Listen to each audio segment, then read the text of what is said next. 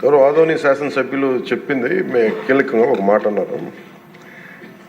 జాతీయ ఉపాధి హామీ పథకం అది రాజకీయ ఉపాధి హామీ పథకం అయిపోయింది. అది గత ప్రభుత్వం టైంలో రైట్ ఏమో, కానీ మన ఎన్డీఏ ప్రభుత్వం టైంలో దాన్ని నేను తీసుకోవట్లేదు విషయం. ఖచ్చితంగా గత ప్రభుత్వం చేసిన వారసత్వంగా వచ్చినవి ఈ కరప్షన్ మనం హ్యాండిల్ చేస్తున్నాం ఈ రోజున. వన్స్ నేను పంచాయతీరాజ్ శాఖ బాధ్యతలు తీసుకున్న తర్వాత మొట్టమొదటి దృష్టి పెట్టింది కూడా ఆ జాతీయ ఉపాధి హామీ పథకం కింద అసలు ఏమేమి అవకతవకలు జరిగినాయి. ఇప్పుడు ఎంత గొప్ప పాలసీ పెట్టినా పథకం పెట్టినా జనం అందరూ అంటే మనకి పార్టీలు కొల్యూడైపోయి అందరూ అంటే ఒకళ్ళని కరప్షన్ చేసామని అర్థం చేసుకోగలం, కానీ ఒక గ్రూప్స్ కొల్యూడైపోతే తప్పులు నిర్ధారించడం చాలా కష్టమైపోతుంది. ఇప్పుడు ఇందాక ఉదాహరణకి మేము రాగానే ఫస్ట్ చాలా ఎక్స్టెన్సివ్గా కూర్చున్నాం, ముఖ్యంగా ఈ సోషల్ ఆడిట్ డైరెక్టర్ తోటి, ప్రిన్సిపల్ సెక్రటరీ గారితో కూర్చున్నప్పుడు వరుసగా చాలా ఆల్మోస్ట్ 1-2 months రివ్యూ తర్వాత సోషల్ ఆడిట్ డైరెక్టర్ ఎవరైతే జాతీయ ఉపాధి హామీ పథకంలో అవకతవకలు ఎవరైతే చేస్తున్నారో వాటిని జరగకుండా నిలువరించాల్సిన వ్యక్తి అతనే అవినీతికి పాల్పడ్డాడు అధ్యక్షుడు. అందుకని వెంటనే అతన్ని తీసి పక్కన పెట్టేసి, అవి కాకుండా మేము తీసుకున్న ఇమ్మీడియట్ చర్యలు ఏంటంటే అధ్యక్ష, ఒకటి మేము ఈ social audit, vigilance cell, quality control 3 కొత్త వాళ్ళని పెట్టాం అధ్యక్ష. కొంచెం ఎఫెక్టివ్ పీపుల్ని పెట్టాం. ఇప్పుడు ఉదాహరణకి సోషల్ ఆడిట్ని ఒక 2 months బ్యాక్ పెట్టాం, చాలా మందిని సార్ట్అవుట్ చేసి వన్ హూ ఇస్ కేపబుల్ అలాంటి వ్యక్తిని పెట్టాం అధ్యక్ష. అలాగే విజిలెన్స్ సెల్కి చీఫ్ విజిలెన్స్ ఆఫీసర్ని పెట్టాం, 5 months అయింది. అలాగే headed by chief quality control engineer పెట్టాం అధ్యక్ష, సీనియర్ మన రిటైర్డ్ ఇంజనీర్ ఒకరిని పెట్టాం. మేము చేశాక మేమేం చాలాసార్లు ఉదాహరణకి 2024-25లో అబ్జెక్షనబుల్ ఎక్స్పెండిచర్ అంటే ఇది అవినీతికి దారి చూపిస్తున్నాయని చెప్పి దాదాపు 250 కోట్ల అవినీతి జరిగింది అని చెప్పేసి సోషల్ పీపుల్స్ ఆడిట్ ఫోరం నుంచి మనం దాదాపు ఇప్పటికీ 546 మండలాల్లో మనం సోషల్ ఆడిట్ చేసాం ఇప్పుడు దాకా ఆడిట్ ఫోరం. ఇంకొక మిగతా మండలాలు 665లో 546 చేసాం అధ్యక్ష. మార్చి 31కి అయిపోతుంది. దాంట్లో 24-25కి 250 కోట్ల అవినీతిని ఉంది అనేది చేశారు ఇదంతా. కానీ ఇది ప్రాజెక్ట్ డైరెక్టర్ పీడీ చూసిన తర్వాత 71 కోట్ల మటుకే out of 250 crores only 71 crores recover చేయాలి అనేది ఆయన ఆర్డర్ చేశారు. దేనికంటే గౌరవ సభ్యులందరూ చెప్తున్న దాంట్లో మనకు అవినీతి జరిగిందని తెలుసు. అక్కడ అందరూ మస్తర్లో ఫాల్స్గా చేశారు, పనులు చేయకుండా రిజిస్టర్ చేసుకున్నారు, లేదంటే జేసీబీలు పెట్టి చేశారు, ఇవన్నీ ఉంటాయి. కానీ ఎక్కడా కూడా ప్రూఫ్కి దొరకవండి. సో దానివల్ల just lack of evidence only out of 250 crores only we could recover. అంటే రికవరీకి ఆదేశం చేసింది 71 కోట్లు. As on now 75.84 lakhs have been recovered అధ్యక్ష. అంటే 250 కోట్ల అవినీతి జరిగిందని గుర్తింపబడింది, కానీ సరైన సాక్ష్యాధారాలు లేకపోవటం వల్ల ఓన్లీ 71 కోట్లకే రికవరీ చేయాలన్నది ప్రాజెక్ట్ డైరెక్టర్ వాళ్ళ బాధ్యత అది.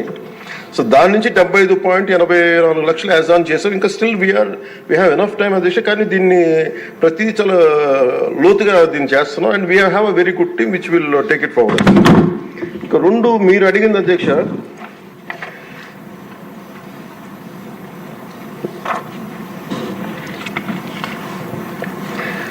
ఇందాక మన పార్థసారథి గారు అడిగింది మినిమం వేజ్ పెంచాలి ఇదనంటే wage rate revision central government కింద ఇప్పుడు 25-26కి ఎంత పెంచాలి అనేది యాజ్ ఫర్ మినిమం వేజ్ 300 రూపాయలు అధ్యక్ష. 24-25 మనం అందరూ గుర్తుపెట్టుకోవాల్సింది, గౌరవ సభ్యులు కూడా, ఇది సెంట్రల్ గవర్నమెంట్ ఇచ్చేది కానీ ఇది మనం రాష్ట్ర ప్రభుత్వం నుంచి వచ్చేది కాదు. అందువల్ల వేజ్ కాంపౌండ్ మనం డిసైడ్ చేయం అధ్యక్ష అది. సో యాజ్ ఆన్ టుడే ఇది 24-25కి 300 రూపాయలు. దీన్ని ఆ రివిజన్కి 25-26కి కేంద్ర ప్రభుత్వం దాని మీద సంసిద్ధంగా ఉన్నారు చేయడానికి. అలాగే వేజ్ పేమెంట్ ఇంకా పెండింగ్స్లో ఉన్నాయని చెప్పారు. అది జనవరి 8 నుంచి government of India has 8th inform చేశారు మాకు దట్ ఇట్ విల్ బి తొందరలోనే క్లియర్ చేస్తాం. ఎందుకంటే అది సెంట్రల్ నిధుల నుంచి రావాలి కాబట్టి మేము రాష్ట్ర ప్రభుత్వం తరపు నుంచి మేము వెయిట్ చేస్తాం అధ్యక్షుడు. అలాగే మన లోకం మాధవ్ గారు మన గౌరవ శాసనసభ్యులు జేఎస్పీ వాళ్ళు అడిగిన దానికి ఏంటంటే ప్రత్యేకించి ఇలా అవకతవకలు జరుగుతుంది, దీని గురించి మనం ఏం చేస్తున్నాం అంటానికి we have created a wage monitoring cell అధ్యక్ష for increasing average wage rate. Accordingly we will take it forward అధ్యక్ష. అలాగే మీరు అడిగిన దానికి అధ్యక్ష జిల్లాని ఒక యూనిట్గా చేయమన్నారు అధ్యక్ష. అది అసలు బేసిక్గా మీరు అడిగిన దానికి ఎంతమంది అంటే అక్కడ ఉన్న ఎంతమంది లేబర్ ఉన్నారనే దాని మీద ఉంటుంది అధ్యక్ష. అంటే ఎక్కడ ఎక్కువ పని దినాలు అవసరం, ఎక్కడ లేబర్కి ఎక్కువ పని, దాని మీద బేస్ అయింది తప్ప వేరేలా కాదు అధ్యక్ష. సో మాకు ఉన్నదానికి ఏంటంటే గవర్నమెంట్ ఆఫ్ ఇండియా మన ఏ paper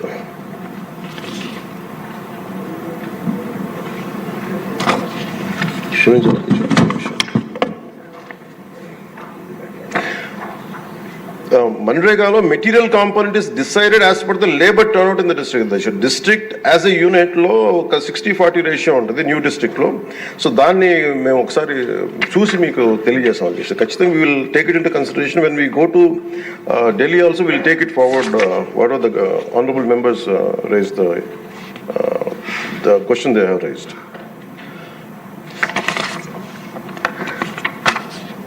so government of India అధ్యక్ష ఇట్ పర్మిట్స్ ఓన్లీ, ఇప్పుడు మన అమలాపురం శాసనసభ్యులు గౌరవ సభ్యులు అడిగింది జంగిల్ క్లియరెన్స్ కూడా అడిగారు. But government of India very clearly said only 266 works should be taken under NREGA అధ్యక్ష. దాంట్లో జంగిల్ క్లియరెన్స్ అనేది లేదు అధ్యక్ష. సో దానివల్ల అది మన పరిధిలో లేనిది. ఇక అవసరమైతే ఇందాక మేము గౌరవ ముఖ్యమంత్రి గారితో మాట్లాడి ఇది చాలాసార్లు గౌరవ మంత్రి అచ్చెన్నాయుడు గారు చాలాసార్లు క్యాబినెట్లో ఇదే విషయం ఆయన కూడా ప్రస్తావించారు. ఇది ఫైనల్గా ఒకసారి దీన్ని మనకి నరేగాలో రాలేనప్పుడు, జాతీయ ఉపాధి హామీ పథకంలో రాలేనప్పుడు దీనిని మనం రాష్ట్ర ప్రభుత్వంగా మనం దాన్ని ఎలా చేయాలి. Jungle clearance is a big issue, this all understood sir. అది కొంచెం ఇబ్బందికరమైన ఇష్యూయే.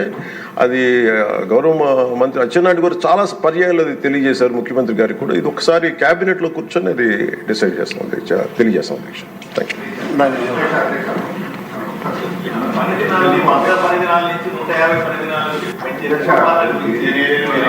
పథకంలో ఒక ఇబ్బంది ఉంది అధ్యక్ష. జాబ్ కార్డ్స్ బట్టి అక్కడ పని బట్టే ఈ కేటాయింపులు, నిధుల కేటాయింపులు జరుగుతాయి అధ్యక్ష. మనకి ఏదైతే పల్ల ప్రాంతాల్లో పంట